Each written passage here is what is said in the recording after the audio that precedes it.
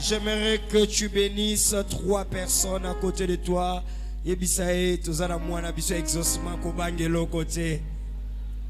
Que le Dieu des grâces, alléluia, roi des gloires, nous te bénissons. Père éternel, 3 personnes, tozana mwana biso d'exaucement. Que Dieu vous bénisse abondamment. Alléluia. Alors je vais nous proposer un texte et nous allons lire et nous allons nous asseoir. Nous sommes dans Deutéronome, le verset 10. Deutéronome chapitre 10. Deutéronome chapitre 10, le verset 10. Deutéronome, le chapitre 10, le verset 10. J'ai resté sur la montagne. Tu es là? On peut lire ensemble. J'ai resté sur la montagne comme précédemment, 40 jours et 40 nuits. L'Éternel m'exauça encore cette fois. L'Éternel ne voulut pas te détruire. Amen. Que Dieu vous bénisse. Vous pouvez vous asseoir. Alors nous allons maintenant, aujourd'hui c'est un mardi buisson ardent. Et nous sommes déjà au début de l'année et au début du mois de février. C'est bien d'expliquer c'est quoi buisson ardent. Alléluia. Buisson ardent, c'est un jour où nous venons écouter Dieu et nous venons pour un enseignement. Alléluia. Donc quand il s'agira des mardis, tout au long de l'année, j'aimerais que tu puisses avoir ton stylo, ton carnet, ainsi que ta Bible, parce que c'est le jour où nous venons pour être enseignés. Alléluia.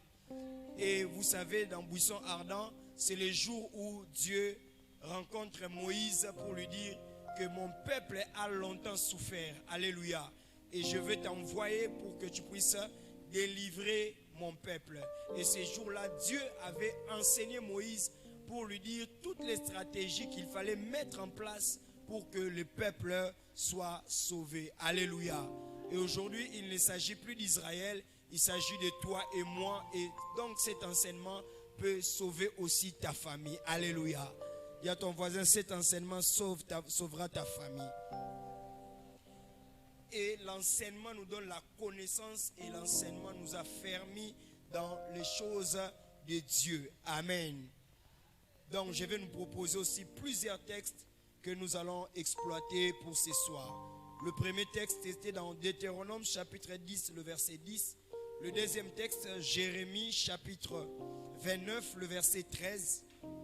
Donc tu as le devoir de trouver Jérémie chapitre 29, le verset 13. Jérémie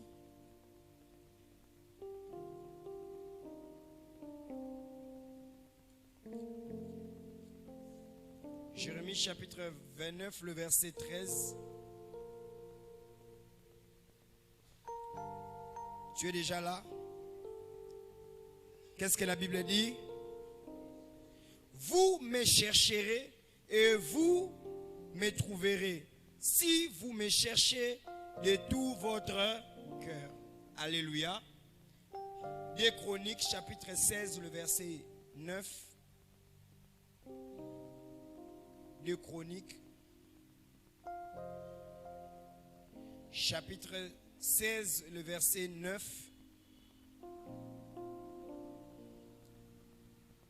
Car l'Éternel étend ses regards sur... Tu es déjà là? 2 Chroniques, chapitre 16, le verset 9.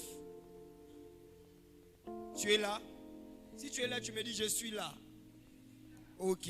Car l'Éternel étend ses regards sur toute la terre pour soutenir ceux dont le cœur est tout entier à lui.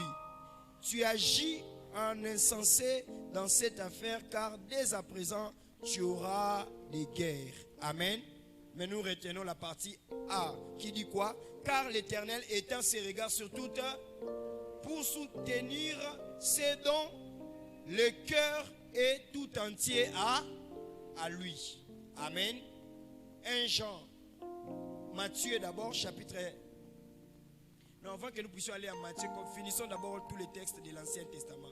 1 Samuel, chapitre 1er, le verset 12 à 13. Comme ça, on sera dans l'ordre. 1 Samuel, chapitre 1er, le verset 12 au 13e verset. La Bible dit ceci. Comme elle restait longtemps en prière. C'est ta Bible, hein? Comme elle restait longtemps en prière devant l'Éternel, Élie observa sa bouche. Anne parlait dans son cœur et ne faisait que remuer les lèvres. Mais on n'entendait point sa voix. Amen. Voilà, maintenant on va aller dans le Nouveau Testament. Matthieu chapitre 6, le verset 9 à 11. Matthieu chapitre 6, le verset 9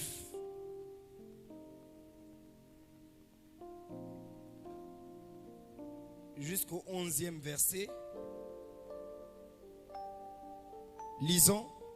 Voici donc comment vous devez prier.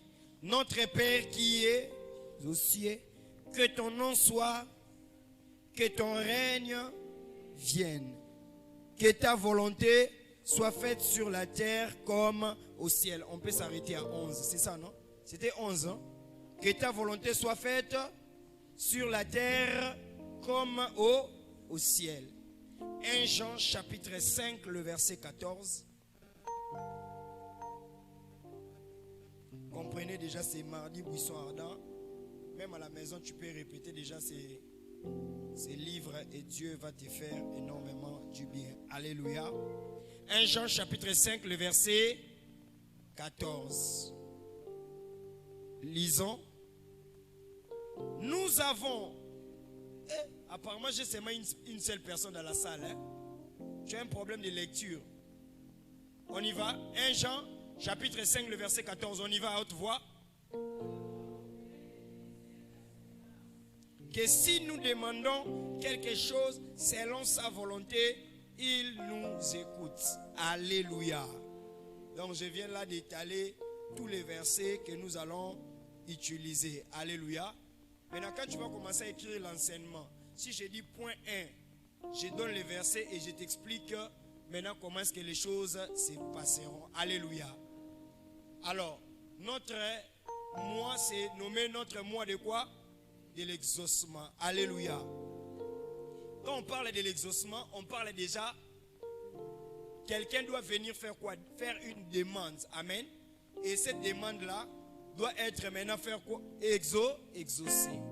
Alors nous aussi, nous venons pour que nous puissions faire des demandes. Alléluia. D'ailleurs, il faut retenir, la beauté de la prière, c'est l'exaucement. Retiens, la beauté de la prière, c'est l'exaucement. Kitoko ya prière, eza exaucement. Alléluia. Soko lingoye ba goût ya prière. Olingi ozala en assoiffé de Dieu. Olingi ozala muto oyo ayoka katonga balobi prière. Ayakana dévouement nyonso. La beauté de la prière, c'est l'exaucement. Est-ce que tu peux dire à deux personnes, la beauté de la prière, c'est l'exaucement? Bakisa litabi, c'est la troisième personne. Pendant que babongo tika nzamba banda déjà ko exaucer le sambono ya pokwa lelo. Nzamba exaucer déjà le sambono ya pokwa lelo. Alléluia. Donc soko lingo yeba que prière ezalaka kitoko, prière ezana beauté, ezata nzamba exaucaka mutu. Alléluia. La deuxième des choses que tu dois retenir, que la prière est le souffle de vie d'un chrétien. Alléluia. Donc sans la prière, un chrétien ne peut pas respirer. Je pose la question aux gens, comment est-ce que tu fais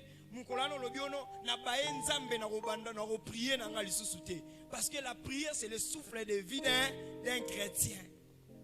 Alléluia. De la même manière que tu as un souffle normal, de la même manière, la prière est aussi le souffle de vie d'un chrétien. Bien aimé, retiens ça toute ta vie.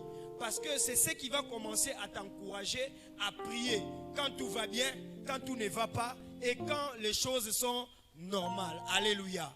Pourquoi? Parce que si aujourd'hui je te donne, fais un exercice, arrête de respirer. Dis à ton voisin, essaye d'arrêter de respirer. Tu vas mourir, n'est-ce pas?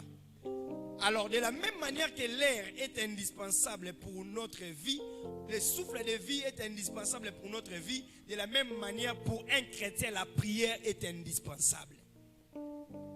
Alléluia.